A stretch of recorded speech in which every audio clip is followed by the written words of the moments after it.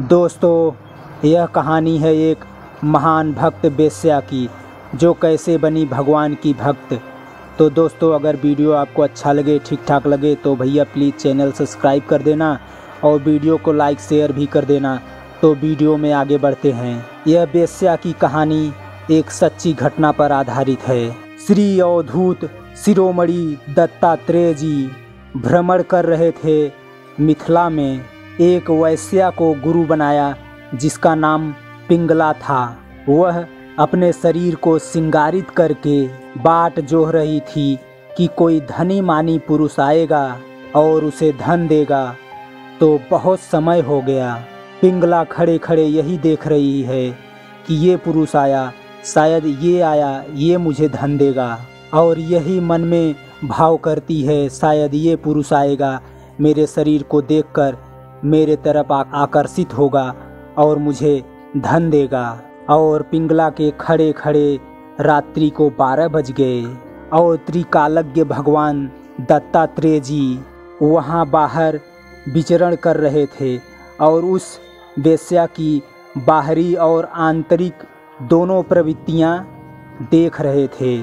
और पिंगला के हृदय में वैराग्य प्रकट हुआ। उस विषयी वेश्या के अंदर मन में आज जलन पैदा हो गई।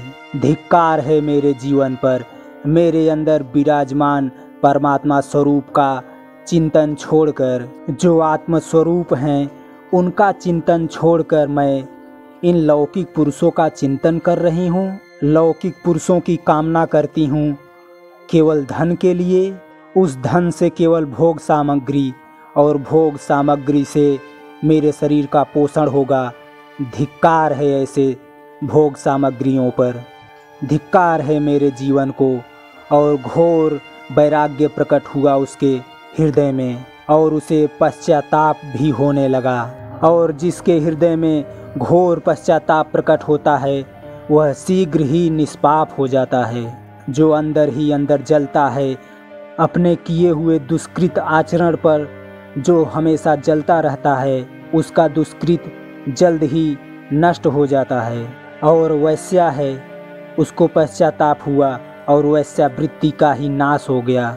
वैश्या ने फिर उस दिन से दृढ़ संकल्प किया कि आज के बाद मैं किसी पुरुष के तरफ नहीं देखूंगी। मेरे हृदय में जो बिहारी भगवान विराजमान हैं, अब मैं उन्हीं से प्यार करूंगी और उन्हीं से बात करूंगी।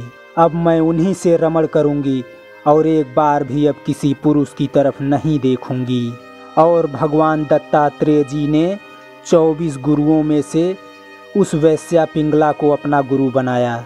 और संत मंडली भगवत स्वरूप में डूबी वहाँ से निकल रही थी और संध्या हो रहा था।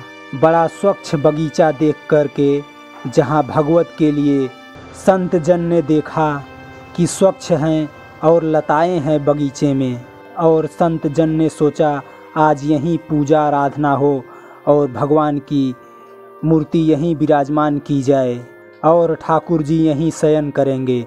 और वह बगीचा था वैश्या पिंगला का। ना जाने कौन से गुण पर रीझ जाते हैं दयानिधि। भगवत अनुरागी जन किसी भी वस्तु को, किसी भी संबंध से, तुम्हारा कुछ भी वस्तु, जगह, कुछ भी स्वीकार कर लें, जल, भोजन, और निश्चित ही परम मंगल होगा। ठाकुर जी विराजमान किए गए और संध्या आरती हुई। शंख घंटा मृदंग बज रहे हैं और जय हो की ध्वनि हुई। और यह सब आवाज़ उस वैश्या के कान तक भी पहुंच रही थी। और उसने सोचा यह भगवान का भजन कीर्तन और यह घंटा कहाँ से आप बज रहा है। और घर से बाहर निकली तो देखा कि बगीचे में परमहंस विराजमान हैं। और वैश्या ने देखा कि एक से एक भगवत प्रेमी महात्मा विराजमान हैं, जो भगवत नाम लीला गायन में मगन रहते हैं। दर्शन मात्र से वैश्या के अंदर रोमांच हो गया। वैश्या सोचती है मेरे नीचता का हद है, और देखते ही उसके मन में अपने किए पर पश्चाताप होने लगा।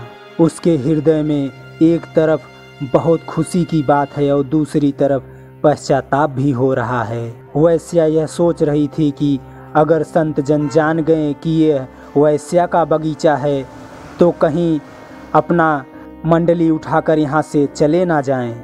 मेरे दरवाजे के बगीचे में संत जन आए हैं और मैं कैसे स्वागत करूं?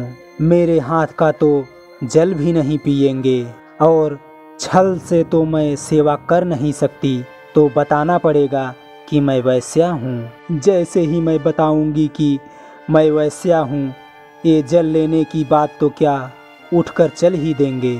वह सोचती है, हाय रे दुर्भाग्य, अब जैसा भी हो मुझे इनकी सेवा करनी चाहिए। मेरे द्वारा तो ये जल भोजन स्वीकार नहीं करेंगे क्योंकि मैं एक नीच हूँ। अपने को जो नीच दीनहीन समझकर भगवान की तरफ कदम बढ़ाता है, भगवान उसे अपने शरण में ले लेते हैं। और वैश्या खड़े खड़े यही बस सोच रही थी, मैं तो नीच हूँ, क्या हमारी बात ये संत जन सुनेंगे कि नहीं सुनेंगे? मैं अधम नीच पापिनी हूँ, क्या मेरी बात सुनते ही ये यहाँ से उठकर चले ना जाएं? वह अपने मन में यह प्रार्थना करती है भगवान से कि प्रभु, मैं तो यद्यप तो नीच हूँ मैं, लेकिन आपकी मैं प्रार्थना कैसे करूँ? प्रभु, मैं कैसे आपसे विनय करूँ? ये आपने जो महासौभाग्य दिया है और मेरा परिचय जानते ही ये संत जन यहाँ से चल ना दें कि अरे भाई ये तो वैश्या है। प्रभु कृपा करना, संत जन यहाँ से जाए ना। और एक सुंदर थाल में उसके पास जितने भी आभूषण थे, मोहरे आभूषण, एक थाल में सजाकर, और जो उसने अपने शरीर बेचकर एकत्रित किए थे, और थाल लिए हुए आँख से आंसू निकलते हुए बस यही सोच रही थी कि कहीं संत जन हमें देखकर चले ना जाएं, मुझे त्याग ना दें और मेरी सेवा स्वीकार ना करें। दैन्य होकर बहुत डरते हुए वह बगीचे में गई और सब संत भगवान विराजमान हैं और सब दर्शनीय महात्मा हैं और वैश्या एक एक कदम बढ़ा रही है। संकोच भी हो रहा है, डर भी लग रहा है और दैन्यता भी लग रही है और उसके मन में कहीं ना कहीं भगवान की दया से उत्साह भी है और यह सोच भी रही है कि आज संत जन का वचन सुनने को मिलेगा, कहीं यह हमको वैश्या जान के त्याग न दें। फिर भी वह डर रही है। वैश्या संत के नज़दीक गई और थाल रखकर संत भगवान को प्रणाम करती है। आंसू बहाते हुए एक कोने में खड़ी हो गई और संत जन उसकी दैन्यता देख करके बहुत प्रसन्न हुए। संत जन ने कहा कि तुम कौन हो? तो उसने कहा, महाराज मैं वैश्या हूँ, मलिन आचरण करके यह सब धन कमाया है, आप इसे स्वीकार कीजिए और ये जो ठाकुर जी विराजमान हैं और इनकी सेवा में लगा दीजिए। और वह आंसू बहा रही है। महाराज मैं भोग बना के तो दे नहीं सकती क्योंकि मैं नीच हूँ, क्योंकि आप कृपा सिंधु हैं। आभूषण, यह मोहरे, यह रत्न स्वीकार करें और कहीं से भी आप भोजन मंगा करके ठाकुर को भोग लगाएं। और सभी संत के मन में यही चल रहा था कि वैश्या का यह धन हम नहीं ले सकते हैं, परंतु वैश्या के मन में कुछ और भी चल रहा था कि अगर यह भगवान आज हमारा स्वीकार कर लेते हैं तो हमारा जीवन धन्य हो जाएगा। और वह खड़ी थी वहीं पे दैन्य होकर और उसके आंसू भी निकलते जा रहे थे। ये स्वर्ण आभूषण और ये भेंट मोहरे आप स्वीकार कर लेंगे तो मैं समझूंगी कि हमारा जीवन धन्य हो गया। तब महंत जी ने कहा, ये तो हम लोग स्वीकार नहीं कर सकते, अर्थात हम लोगों की एक पद्धति है, वैष्णव जनों की एक पद्धति है। राजा का अन्न, हरि विमुख अन्न और पाप आचरण करने वाले का अन्न, वैश्या का, श्राद्ध का और विवाह का और मरण जनों का भोग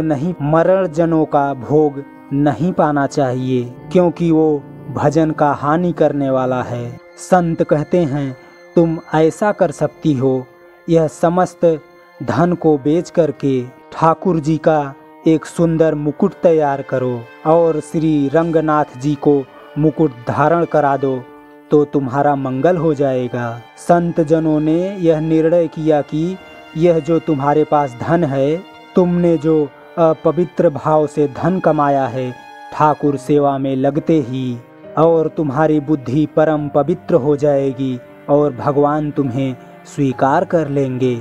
और वैश्या के मन में यह बात बैठ गई और उस वैश्या ने मुकुट भगवान के लिए तैयार करवाया और संतों की कृपा से वैश्या कहती है वैसे तो बहुत मैं नीच हूँ, मलिन हूँ, इस लायक ही नहीं हूँ कि भगवान इस मुकुट को स्वीकार करें और संत कृपा से भगवान स्वीकार कर लेंगे, ऐसा उसको विश्वास था। और एक थाल में वैश्या सजाकर मुकुट को भगवान की तरफ बढ़ने लगी और वह थोड़े ही दूर भगवान की तरफ पहुंचने वाली थी नज़दीक, तभी उसको मासिक धर्म आ गया। एक तो वैश्या और दूसरे से मासिक धर्म से युक्त हो गई और वह 4 कदम चली फिर वापस हो गई। मंदिर पर चढ़ने ही वाली थी तो संत मंडली में जो आचार्य जी विराजमान थे, संत ने कहा वापस क्यों आ गई? तो उस वेश्या ने कहा हमारा बड़ा दुर्भाग्य उदय हो गया, आपके कृपा बल से तो मैं ठाकुर के समीप जा पा रही थी, दुर्भाग्य ये हुआ कि हम मासिक धर्म से युक्त हो गई हैं।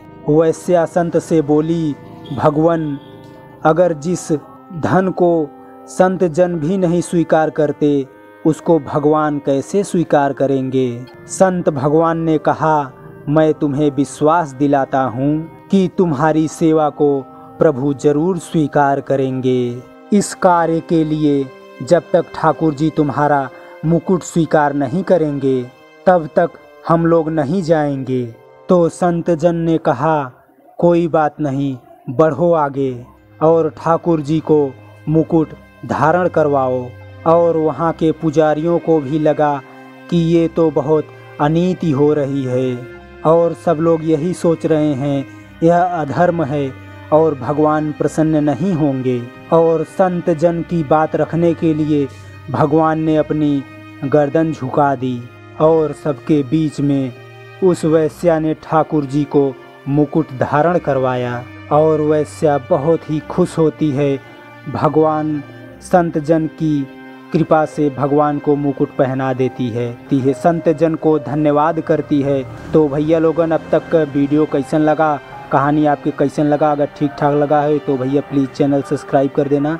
धन्यवाद, थैंक यू, जय हिंद।